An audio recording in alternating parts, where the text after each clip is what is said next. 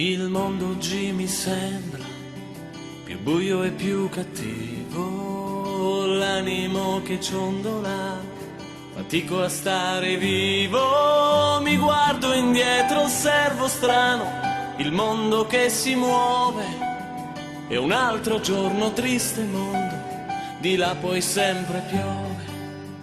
La voce che io sento è la voce del padrone che trionfalmente predica la carota ed il bastone, tutti quanti miseri tra bombe di cannone, le madri che poi piangono la guerra e il gonfalone.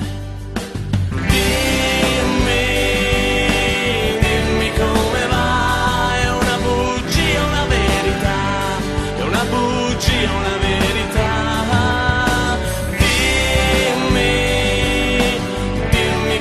C'è, ho tanto freddo anche per te, c'è troppo freddo intorno a me. Dai, vieni su ragazza mia, mettiamoci a guardare il blu di questo cielo immenso che sappia perdonare, il gesto eroico, la bravura dell'uomo nucleare che ha fatto solo del suo meglio per farsi solo male. Eppure ci fu un uomo saggio che disse che la vita è fatta di attenzione agli altri, di scrupolo e fatica, e quando la sua verità divenne poi la voce intera del suo popolo, è finito su una croce.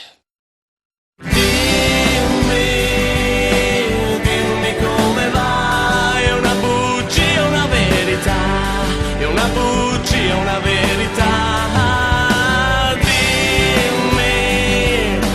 Dimmi cosa c'è, ho tanto freddo anche per te, c'è troppo freddo anche per me.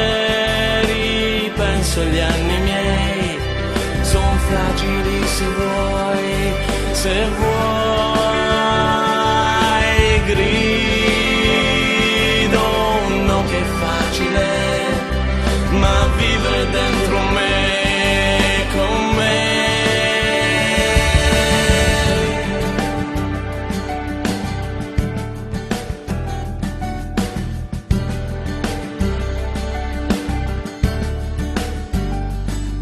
Io sogno un mondo libero, dipinto dalla luna, in cui la folle corsa trovi infine la sua strada buona. Ma se mi guardo indietro e vedo, mi chiedo dove sia, non c'è la dolce favola, ma elogio alla follia.